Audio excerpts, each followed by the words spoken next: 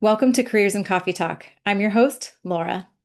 Today, I'm joined by someone whose name is well known in the emergency management world, Pete Gaynor. Pete has had one of those incredible public service journeys that spans the full spectrum, from local emergency manager to state director to leading Fema as its administrator.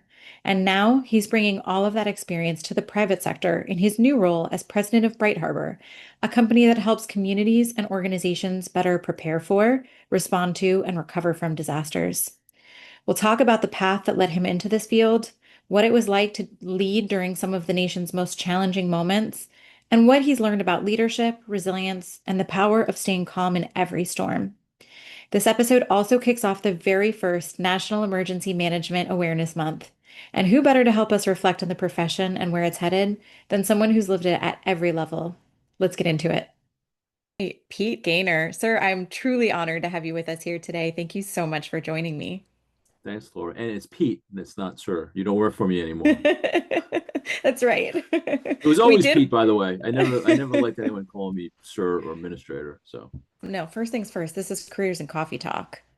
Are you armed and ready for this I am conversation? armed. I have my I'm not sure you can see it, but my Perfect. Coast Guard Academy cup ready to go. Awesome. And is it how caffeinated do you need to be for this conversation? Like scale of 1 to 10, how strong is your coffee today? It's pretty strong. I usually have two Okay. two cups in the morning, black, Okay. nothing in it, Yeah. and the hotter the better, and then I'm good for the day. I don't need any more, right? So There you go. There you go. Well, let's get started. I want to start at take me back to the very beginning of your journey. How did you find your way into public service and specifically into emergency management? Was there like a moment or an experience that like really lit that spark for you? yes, so I actually retired from the Marine Corps after 26 years. I was a both an enlisted Marine and a commissioned officer in the infantry. And after my 26 years tour, I went home to Rhode Island, and I did not have a job because I didn't want a job. I just wanted to kind of decompress after a long career. And after about 3 months at home, my wife insisted I get a job. So I credit my wife with my career because she didn't want me in the house anymore. I was a hazard to everyone, and it just so happened in the city of Providence. So I'm in Rhode Island, city of Sure. Providence, in early or late 2007, had a snowstorm. Not really a catastrophic snowstorm, but it was bad enough where a number of public school kids got trapped on buses late in the Mm. evening. There was no one around uh, no emergency manager around, was not in the city, couldn't find the police chief, couldn't find the school superintendent. And so it turned into this, what is coined up here as the December debacle. And Okay. the mayor at the time, Mayor Cicilline, fired his emergency manager. Mm. The governor fired the state emergency manager because it was that bad. Wow. And someone knew I had retired and said, "Hey, I know the city of Providence is looking for an emergency manager. Why don't you go up there and apply?" And I'm like, not interested. I didn't want to go to work for a city. I really didn't Right. know what I wanted to do, but and then again, my wife really insisted that I actually do a resume, and so I sent my resume and not really thinking they would be interested in me, and it all kind of turned where they really wanted somebody that could kind of get them out of a jam. I was not a professional emergency manager. I mean, I had a lot of skills that I didn't realize would be useful as an emergency manager in Right. my military career. And they offered me the job. And I think I said to the mayor who offered me the job, I said, "Are you really sure about this? You really want to hire me?" It's like, this is really good. He insisted, and it was actually the best thing I've done. Even in the Marine Corps, is to pass some things I'd done in the Marine Corps because I got to touch all of government at the local level. Yeah. I had a blast. I had a blast. So Yeah, that's kind of how I that's got started. well, I should start by saying thank you for your service. And you've served at, the local, the state, the federal level. You've served in the Yeah. military. How did each of those roles shape your understanding of, whether it was emergency management? Like you said, you weren't a professional emergency manager before this. How did each of these roles prepare you for the next? Well, I think I credit a lot of my military career for all the things that I relied on as a brand new Mm, emergency manager without any real emergency management expertise. But I knew how to write a plan, I knew how to do mm, training, I knew how to do an exercise, I knew how to lead people. I usually led people under really dire circumstances, so it all kind of fit into the emergency management world. And essentially it's problem solving, right? So mhm. uh, you have a obstacle in front of you, you have to figure a way around it. So whether you go over it, under it, through it, you have to get on the other side. And so that's kind of been my the way I approach things, is that I'm going to solve your problem. And emergency managers, they are the nation's problem solver. That's right. And I tell people, if you want me to solve your problem, I'll gladly do it. I don't have to be an expert in what you're asking me to do. You may or may not like my solution, but I'm going to solve your problem. And so that's kind of the attitude I've had, is Yeah. I'm a problem solver. And whether it's at the local level, where I learned how to build a program, emergency management program, had great bosses. I worked for two Democrat mayors, and then got recruited by the governor at the time, Governor Raimondo, who ultimately became Joe Biden's Commerce Secretary. So another Right. Democrat governor to be the state emergency manager, and then obviously to the federal level, where I became the deputy first for a Republican president. So I consider myself kind of an equal opportunity public There servant, you go. right? So it's really, for me, it's all about the mission, and again, solving that problem. What you just mentioned, going from state director to the deputy Yeah. administrator at FEMA, and then ultimately the FEMA administrator, and then a brief stint as the acting secretary of the No, Department of no good Homeland deed goes Security. unpunished, Laura. No good deed goes unpunished. That's You know, my whole life. you prove yourself capable, and you Yeah. just watch yourself. Yeah. What surprised you most about making that leap from the state level to, to the federal level, to the national Yeah. level? So I was in the city of Providence for 7 years, and Hmm. Rhode Island is a small state. My friends from Texas will make fun of me because Rhode Island is a small county in Texas. I get that. Thank you very much. But this I worked in the capital city, so I kind of knew everyone in the state. Mm, Uh, Kind of knew how the state operated from the outside, obviously, but it was all familiar, the same cast of characters. And then when the governor asked me to be the state director, it was pretty familiar. I mean, new rules and new priorities, but essentially it was the same family, right? And so that was kind of a comfortable thing to mm, do. And the scale between the local and the state, different, but not that wide, right? I mean, scale wise. And then when I went to FEMA, you would just think, hey, the scale between the state and the federal government is probably, the same ratio as it is from local to state, and that's not true. Completely untrue. not true at all. Not true at all. The scale is really something that still today I reflect on, like, all the things that FEMA does. I think every day that I was, whether the deputy or the FEMA administrator, every day I learned something new that the agency did Mm. that I had no idea that we did. Even years into it, it's like, we do that. Like, I would Oh yeah. ask the staff that we do that, and the answer would be, oh yeah, we do that. So the scale of it is pretty great. And then when you add on a national disaster like Mm, COVID, it's to the end of the universe, how big that scale is. So I think you really have mm, to embrace scale when you move mhm. from anywhere to the federal government, because the federal government scale is tremendous. It is. It really is. And Breathtaking, it breathtaking. is.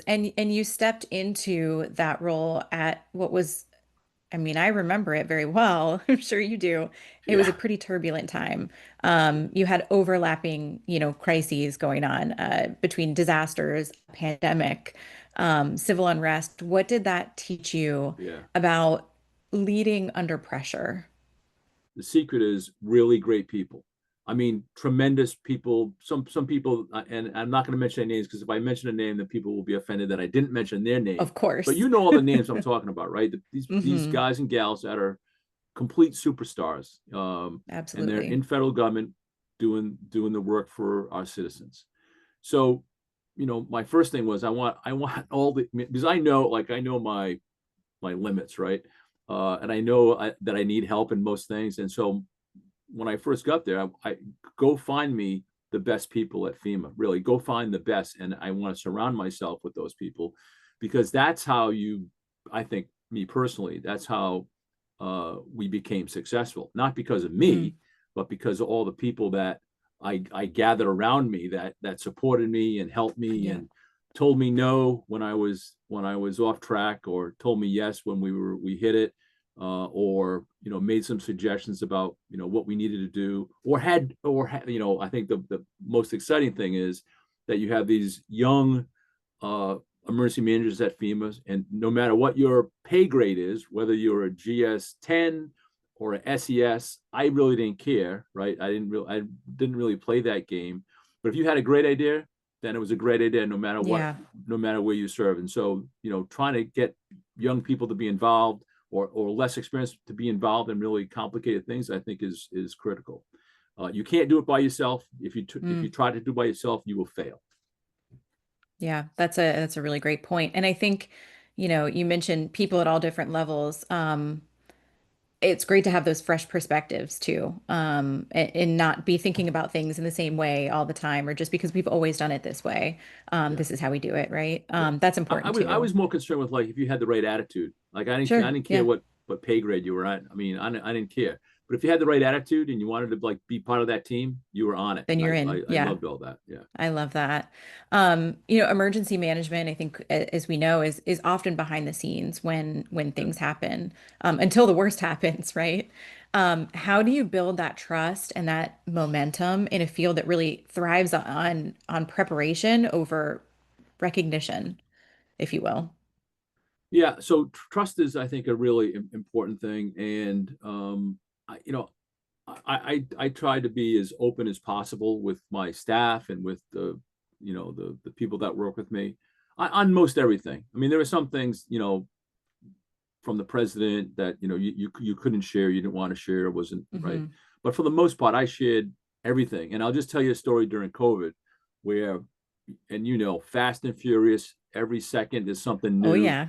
The pressure mounts day after day, and I think uh, I was fortunate, the agency was fortunate, where I became part of the White House coronavirus task force, and actually became worked directly for the vice president, who was the task force uh, leader, and that flattened the whole pyramid of control. Right? Typically, we love who's at on the top, and then if you're at the bottom, you may get that information in a couple of days, and it may be garbled. But we flattened that Hmm. whole leadership organization to where I got what the priority was straight from the vice president or the president that day, that moment, and I came back and I gave it to the FEMA team to go execute it. And part of that was, the president would call me, the vice president would call me, the secretary would call me, somebody would call me during the day, and typically I'm in a meeting and I have the staff, some part of the staff around me, and I made a decision early on that um, I need to be as transparent as possible because we need to work quick. And so the phone would ring. One of the senior advisors would say, "Sir, it's the White House. They want to talk to you." And I would say, "Do you want to clear the room?" I said, "No, everyone stay here." I would let the staff, whoever was in the room, listen to the. And I don't think anyone. I think I don't think I told anyone this story, so I hope nobody gets offended. So I would let the staff, or who was in the room, the leadership team, listen to the vice president, president, chief of staff, whatever, tell me Hmm. what's going on and what they needed to do. And so they heard it directly from the principal, right? Yeah. And from time to time, I would have to adjust, like, what they wanted me to do and how they wanted it. I mean, I would give, obviously, better direction sometimes to refine that. But they heard the words directly out of the leader's mouth, and Mm. that, like, was allowed them to, like, actually execute without any indecision, without any obscured messaging. And the way it works is, so I trusted them with this information, so, right, I mean, in real time, and then they trusted me, so it was a two-way street. And I think that's Yeah. part of how I love to lead, is like, hey, there's no, once in a while, you can't, there's things that are personal, one-to-one, principal-to-principal discussions, and no one Of can hear course. that. But for the most Right. part, I let everyone hear what the what the president or the vice president or the chief of Be staff in the room where it wanted. happened, right? Yeah, Yeah. because it's valuable. And then, Yeah. you're empowered. And again, who the people I had up there, GS Hmm. 14s and 15s, you are empowered to actually go do it now, right? You don't need Yes. any direction from anyone. You just heard it from the boss, and Yep. you can tell that story to everyone else, and everyone else is like, okay, I get it, right? So anyway, Yeah, that's the exactly. important part of trust. When you look back at your time, whether it's FEMA or elsewhere, are there moments, you just told that story. What Yeah. moments stand out most to you? And not necessarily like the big headlines or the big events, but what are the moments that meant the most to you, whether it's personally, professionally? Um, yeah, I think it has to do with the staff that I had. Mm. So I tell this story where um, people are in and out of the office on the eighth floor, where this is where the administrator lives. And there's a glass wall and glass door. So you've been up there, the whole Yep. layout. And I would make a decision on something, or I would have an opinion on something.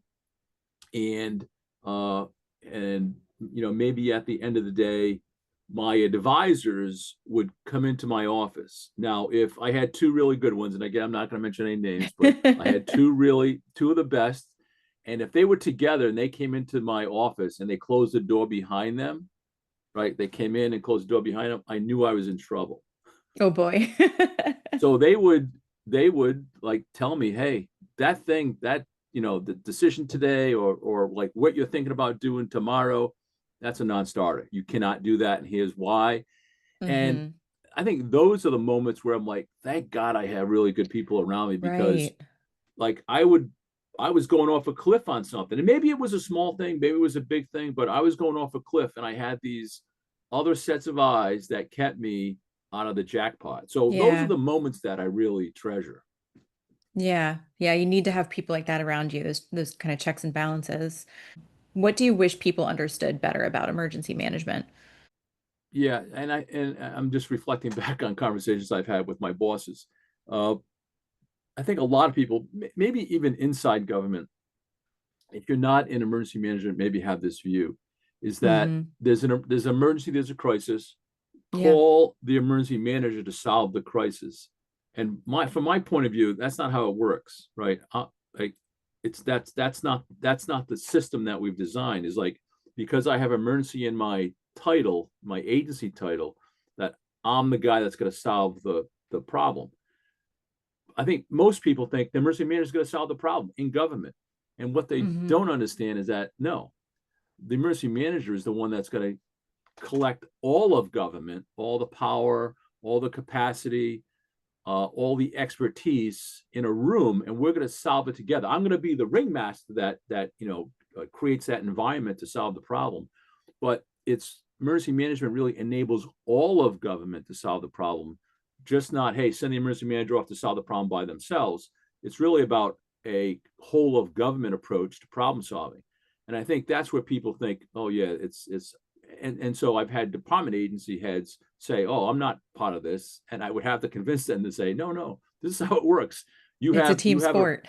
yeah, you have a resource that I need, and you're going to help me do it. And so I wish we did a better job. I think at the federal level, it's really good. Like, I think mission assignments and all that. I think you can mission Hmm. assign most any agency in the federal government, and they get it. There's no pushback on it.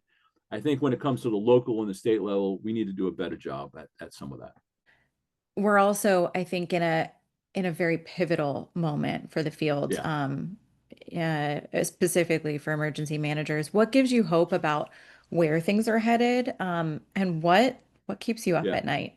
yeah. So the last 6 months for FEMA has been catastrophic in a lot of ways, right? Um, so first of all, I'll say emergency management is not going away. It's not going away at the federal level. FEMA is not going away.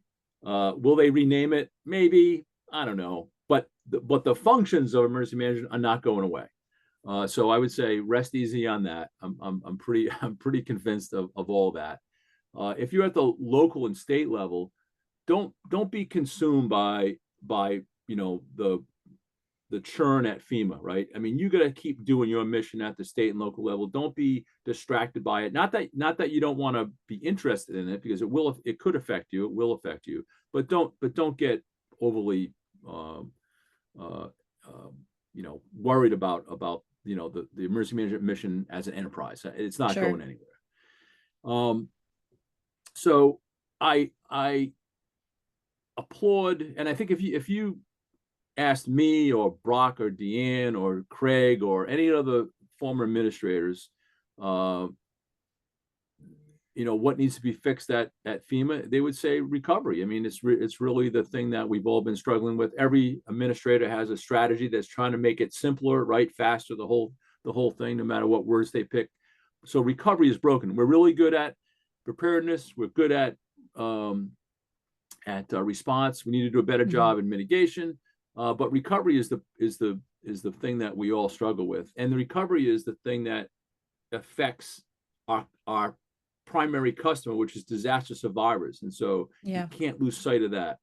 So I think the administration's goal to do some reform on recovery is great. I think it's good. How you get there, right? How you execute that, maybe we can debate that, right? How you do that. I think passing more responsibility to states and locals is also fine too. I think for a long time, states and locals have used the easy button, which is FEMA, for some of their problems. And one of my pet peeves, as whether it was a state director or especially as the administrator, you would go out and you talk to state directors, and you would be talking about a certain threat, a certain hazard, and I would ask, well, what's your plan for this? And they said, my plan is to call you, right? And I would say, that's not a plan, my friend. Right. You have a responsibility to your jurisdiction to make sure that you do everything in your power to make sure that you're ready, and then I'll come in and help you. But to say that I'm going to defer to you, that's bad planning. Not going to work. So make it a little bit harder for states and locals to press the easy button for FEMA, and I think it allows FEMA to focus on what's really important, right? I think disaster survivors. Simplify the recovery process. It's way too complicated, and put more focus on things that matter. Let's put more focus on mitigation, right? We don't do enough pre-disaster investments, so we need to do more of that. More in resilience. I think we just need to generally do more of it. It's low cost when you think about the cost of disasters, right? That's right. When you think about spending, disaster relief fund money, the DRF money, we'll spend billions and billions on a disaster, but we won't spend a couple billion in pre-disaster mitigation efforts. So we really got to change that dynamic a little bit. So that's kind of my view of it all. Hopefully it gets settled out a little bit. I think I think you've seen a little bit that in Texas, where people realize, oh yeah, we can't get rid of FEMA. You have to fully. There's still a need there. Yeah, you have to fully fund FEMA. You have to fully staff FEMA. And I think the one thing that I do worry about is good people leaving FEMA, right? That worries me, because the talent that I had as the administrator when I was there was epic, right? I had everything I needed at FEMA, because I had really talented people, dedicated people, enthusiastic people. And now, and a lot of these where the talent has left the building, and that I think is a big problem. So we have to stop that, and then go recruit some people back to actually fill some of those voids. Yeah, and on that note, recruiting new people. So for someone just starting out in the profession, whether it's at FEMA or at the state, local, or other level, especially for those who, like you, don't come from traditional emergency management backgrounds. Now looking back, what advice would you give to those people? Yeah. It's so I think it's a narrow field, right? I mean, when you think about all the other public safety entities, whether you're a local, state, tribe, or territory, I mean, it's public safety is narrow compared to the rest of government. Emergency management is even narrower. So trying to penetrate that is problematic. So the first thing I would say is be persistent, right? If you get a no, That's just one no. Maybe you'll have to get 5 no's before you get the first yes. So be persistent in trying to penetrate the enterprise, the emergency management enterprise. And maybe you have to do things like volunteer, Mm, some of those things that get you access and get you into a network so people know your name. Uh, the other thing I would say is, uh, and this maybe applies to entry level, but maybe younger, less experienced folks in the system, in the business, is everyone. I think most people want to have go up the ladder and have new experiences, more responsibility. And I tell everyone, you don't have to be a young person, but if you're going for a job that seems like a perfect fit for you, and it seems like, hey, that would be a nice fit, nice comfortable fit, I would say probably not. Right? Because if it's comfortable, then yeah. what's the thing that keeps you going every day if you're in a comfortable job? So I say to people, go for the job that maybe is a little bit above your experience level, maybe above your pay grade. Maybe it scares you a little bit. Like if I got that job, holy mackerel, I'd be excited, but I'd be really scared because there's a lot to do in that. I may not have all the skills that I need to be successful. I say go after those jobs, Yeah. even if you have to go for a couple times, because I think those are the jobs that make you more competitive in the long run, right? Don't go after the comfortable job because I think that's like status quo. You know, go a little higher in that and get out of your comfort level, because I think that's where the real opportunity is. Yeah. Yeah. That's where the growth is. Yeah, I I had someone share something very similar with me early on in my time at Fema, actually, and that's always stuck with me is that there's growth in the discomfort. yeah, yeah. So that's great No, no, it's advice. a lot, because it's either like I'm going to grow or I'm going to sink, right? Right. So, Right. but if you're comfortable, then you know, I punch in at 8 o'clock and I go home at 4 o'clock or 5 o'clock. I don't know. I'm not sure how exciting that is. I mean, if you want that, I guess that's what it is. But in this business, right? It's Yeah. not about that, right? It's not about that. Absolutely. Well, speaking of new roles, you've just taken on a new role. Congratulations on that. Thank you, thank you. Um, and you're now in the private sector. So where do you see opportunities for stronger collaboration between the public and private sectors, especially in emergency management? What's the Yeah, key to making that happen from your yeah. perspective? So again, I think now that I've been in this business for a little while and I've kind of seen it at all levels, and you you go to I had the opportunity and the honor to go out to disasters and meet disaster survivors, and so you know you develop a policy, great. You develop a program, great. How does that work in the field? Okay, hit or miss. But the whole point of the entire emergency management enterprise, especially at FEMA, is how does it affect the disaster survivor? Mhm. And I think sometimes, if you stay in Washington D.C., you lose sight of all that, right? Not that you're not doing the right things for the right reason, but you lose sight of like what is the impact at the very end of it. So I think we need to be more focused on disaster survivors and their outcomes. And I just not to make this a commercial, but this is one of the reasons I joined this new company, Bright Harbor, was to improve the outcomes of disaster survivors. Because as a survivor, especially if you're a homeowner, or a property owner, business owner, you're really left on your own to navigate this brand new world that you have no experience with. So whether Yeah. it's navigating FEMA, SBA, the Veterans Administration, insurance, taxes, and then trying to hold a full-time job, right? Because Hmm. you have to eat, get the kids in school, find temporary housing, and then try to rebuild, like your generic life, but also rebuild a home so you can get back to normal.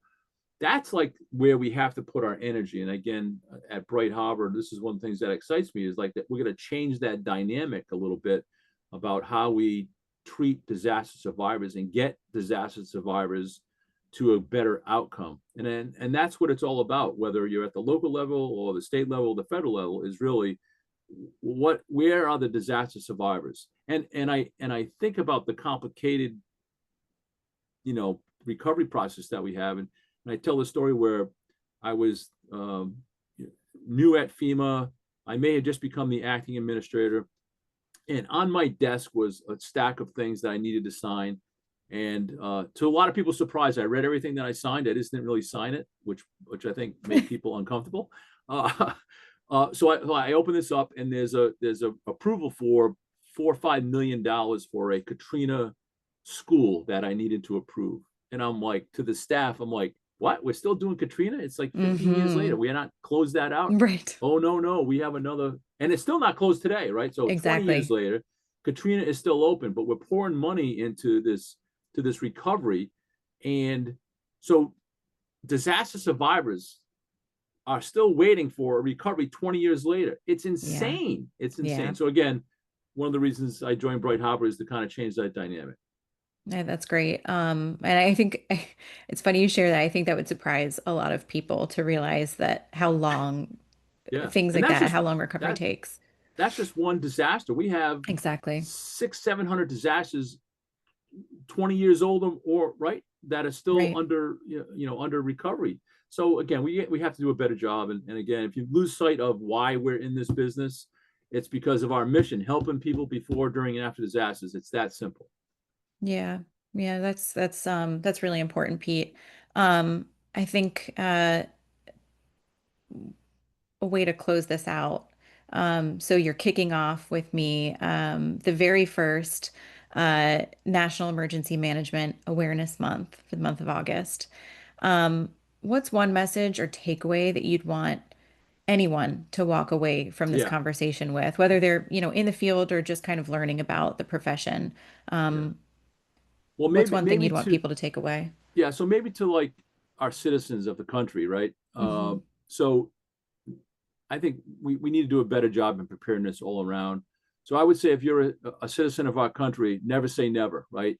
Never say Mm, that only happens on TV. It never happens to me. Therefore, I don't need to do anything to protect my family, my home, my business, right? So never say never.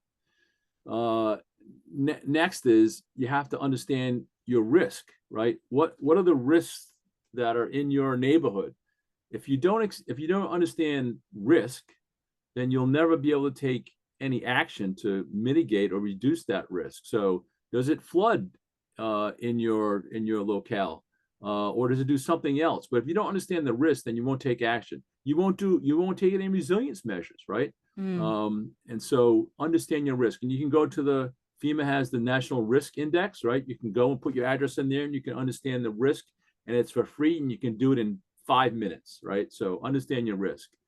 Um, and then second is, and again, I'm reflecting back on some of the recent turbulence of the Texas floods, is people not being notified or not getting a notification in time. We have the best piece of equipment ever at our fingertips. It's the phone, right? So make sure all your alerts are on your phone, turned on, because this is the thing that's going to save you is your phone. So make sure that you didn't turn off any of the weather alerts or anything else, yeah. because they could save your life in the end. And then lastly, because it's the most important thing I think that we have is our homes. 2/3 of Americans are underinsured. And there's an insurance problem when it comes to disasters across the country, whether it's Florida or California or Colorado or Texas, there's an insurance problem. 2/3 of Americans are underinsured. So go check your policy and make sure you have Mm. enough insurance to rebuild after a disaster. Those would be the four things that I would encourage people to do. And it doesn't cost any money to do any of those things, right? You can do those today. So that would be my farewell message here. Yeah, no, that's great, Pete. Very important stuff. Very important to know your risk and then know what to do with that. Yeah. And Yep. there are a lot of great resources out there to learn more. Well, thank you so much. Again, so honored to have you with us. Happy National Emergency Management Awareness Month. Yes. Going right into Preparedness Month, so great time to take some of those actions that you mentioned. know how to prepare yourself, your home, your family. And again, just really appreciate you being here with Yeah. us today. Thanks, all. This is really great. Congratulations on this new venture, right? Thank you so I'm much. happy to be the second one, right? I'm gonna be okay with Paul Wong being number one because he is a tremendous guy. So I won't be offended by that. But thank you for having me on early on. It's been really great, and hope we can do this again.